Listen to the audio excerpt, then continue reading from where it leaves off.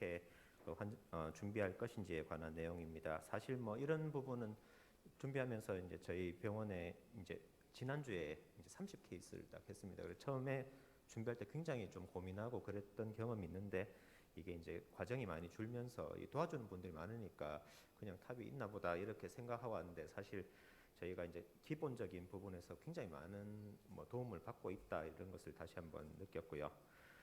일단 뭐 앞서 강의해 주셨듯이 뭐 탑이 시술을 잘하기 위해서는 이제 좋은 탑이 팀이 필요한 건 당연한 것 같습니다. 그래서 여기서 이미징을 어떻게 사용해서 잘 이제 시술을 설계할 것이냐 그런 데 대해서는 이미 많은 컨센서스가 이미 있어 왔습니다. 그래서 뭐 시술 전에 이미징 어떤 걸 하는지 보면 대표적으로 이제 결국은 뭐 에코 아니면 이제 CT가 가장 주가 될 것 같고요. 뭐 카디악 MR을 쓸 수 있는 면은 많지만 사실 이런 게 서포트가 되지 않는 부분이 많기 때문에 그리고 코로나 엔지오를 해야 되는 경우가 있습니다. 그래서 어떤 경우 하냐 보면 일단 캔디디트를 셀렉션하기 위해서는 이제 에코로 당연히 이런 부분이 잘 되어 있어야 될 것 같고요. 그다음에 CT를 통해서 이게 시술이 가능한 상태인지 이런 아나토미컬 캐릭터를 잘 살펴봐야 될 것 같고 다음 동반된 질환이 있는지도 살펴봐야 될 것 같고 시술할 때 어떻게 접근할지 이런 데 대해서 잘 살펴보는 게 중요할 것 같습니다. 그래서 제가 강의할 내용은 사실 여기 표에 거의 다 농축되어 있는 것 같습니다. 그래서 뭐 AS 시베리티 일단은 환자가 탑이 캔디디트가 인지 아닌지를 볼 때는 사실은 뭐 초음파 실의 도움이 절대적으로 필요할 것 같고요. 이런 뭐 인디케이션은 선생님들 잘 아시니까 따로 뭐 수치는 말씀드리지 않겠습니다. 또한 다른 동반된 다른 밸브의 디지즈가 있는지 이런 걸 잘 살펴보는 것도 중요하고 특히 이제 이런 경험이 많아야지 결국은 뭐 도브타민 스트레스 테스트를 같이 뭐 LV 디스펑션이 있어서 숨겨진 이런 환자를 트루 AS를 감별해내는 것도 중요할 것 같습니다. 그래서 이제 지금 현재 탑이 시술하기 전에 가장 프랙티스에서 많이 사용하는 건 결국은 CT인 것 같은데 CT는 앞서 말씀드렸듯이 이제 아나토미가 시술에 적합한지 그런 코로날 디지즈를 알 수 있고 그다음 이제 일리악 페모랄 아나토미를 통해서 억세스 사이트를 우리가 잘 이발루에이션 할 수 있을 것 같습니다. 그래서 할 수 있으면 한 사람이 굉장히 좀 전문적인 이것만 데디케이션해서 하는 영상의학과 선생님이 반드시 좀 필요할 것 같습니다.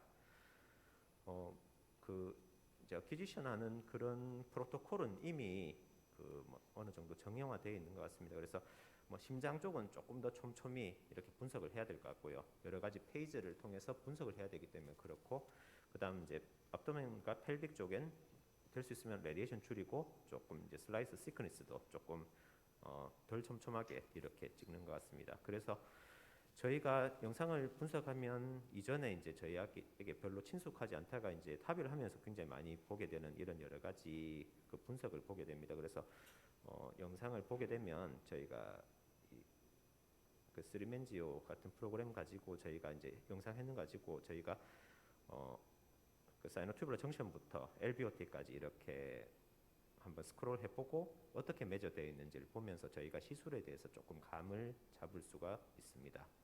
그래서 애뉴루스 사이즈를 잘 정하는 게 굉장히 중요한데 이는 버추얼하게 이제 이런 리플렛의 베이스 쪽을 이렇게 가상의 선을 그런데 결국은 이 위치에 이렇게 밸브의 베이스가 놓이게 되기 때문에 우리가 적절한 시술을 하기 위해서 이 부분이 어떤 크기를 갖고 있고 어떤 형태를 가지고 있는지를 잘 아는 게 반드시 필요할 것 같고요.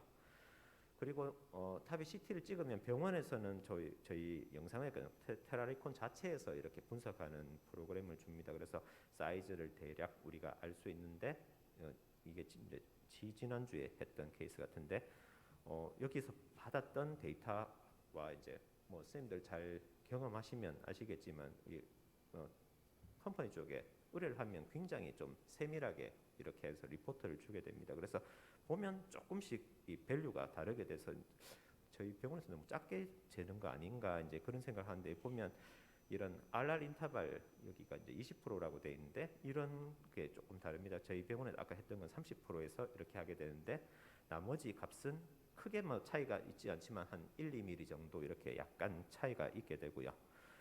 밸브 사이징은 뭐 굉장히 중요한데 이 밸브 사이징은 반드시 생각해야 될 게 이제 카디악 사이클마다 이런 변동이 굉장히 심한 스트럭처이기 때문에 이를 좀 잘 살펴봐야 될 것 같고, 시스톨 때는 둥글고 좀 커지는 모양, 다이스톨 때는 반대로 작아지고 이제 오보이드해 보이는 모양을 보이고, 가장 우리가 시스톨 이후에 그리고 알랄 인터벌 결국 한 20에서 45% 정도를 매주하기 가장 좋은 구간으로 잡고 있습니다. 그래서 같은 환자의 그 밸브가 모양이 시스톨과 다이스톨 때 이렇게 달라질 수 있게 되고, 이런 다이스톨 때 굉장히 조금 엘립티컬해지는 모양을 아실 수가 있습니다. 그래서 여러 가지 데이터를 통해서 살펴보면 대부분 한 20% 정도에서 가장 이렇게 큰 값을 보이고, 이게 이제 그 시스톨 끝나고 다이스톨 갈수록 이렇게 이제 엘립티컬하는 엘립티시티 인덱스가 증가하게 됩니다.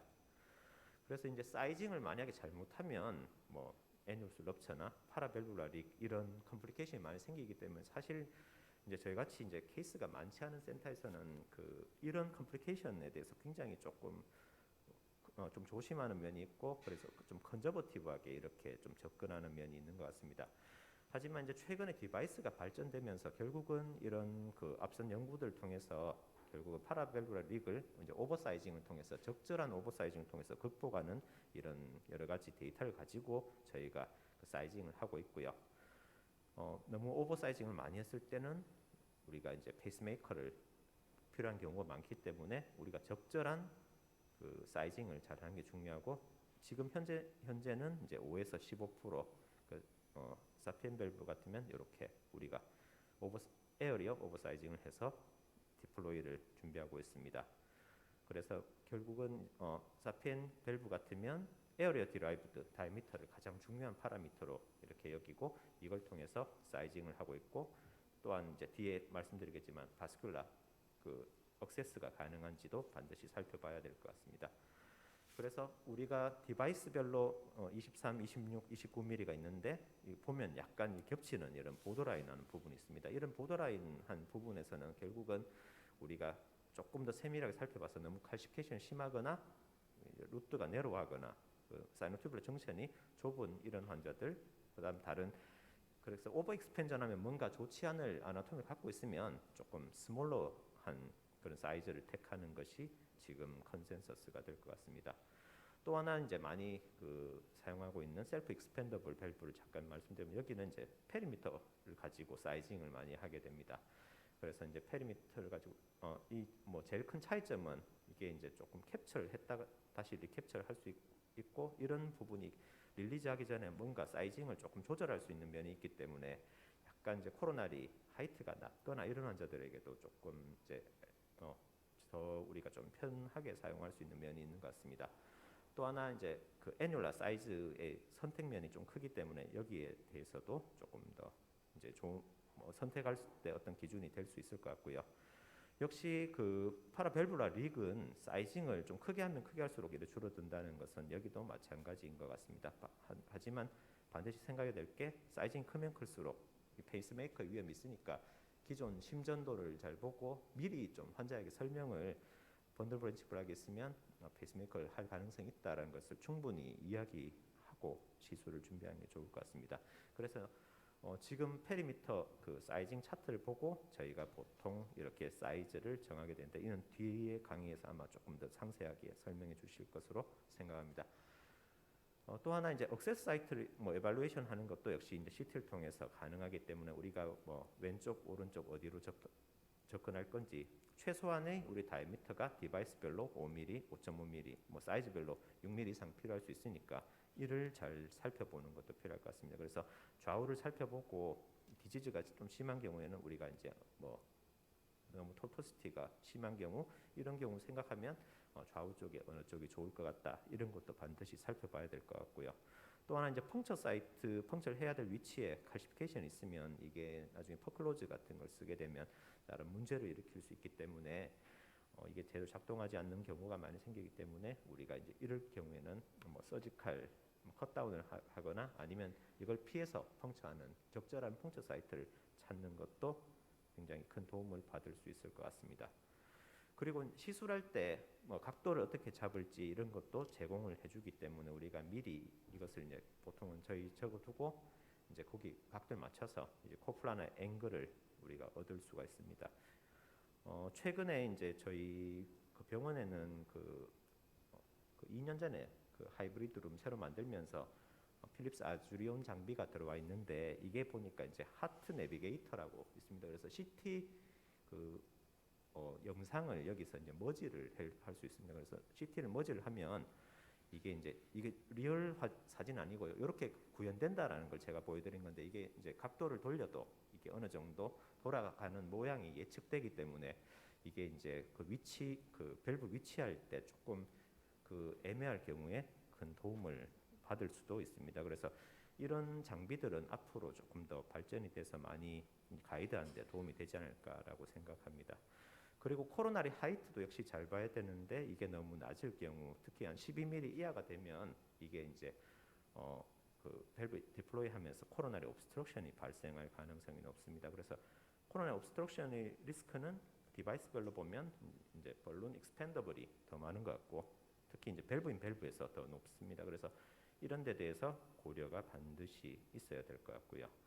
이건 대부분 그 벌키한 그 칼시피케이션이 있으면 이 자체가 코로나 오스티움을 막는 경우가 대부분이고 이 밸브 자체가 막는 것은 이론상 가능하지만 많지는 않은 것 같습니다. 그래서 어떤 리스크가 있는지 보면 결국 덩치가 작고 코로나 하이트가 낮고 아까 뭐 12mm 혹은 10mm 이하 그다음 발살바 사이너스가 작은 내로한 경우에 이런 코로나 옵스트럭션이 잘 생기게 되고 벌키 칼시피케이션이 있거나 이런 경우에 조금 더 그다음 벌룬 익스펜더블 할 때는 반드시 조금 더 여기에 대해 고려를 해야 될 것 같습니다.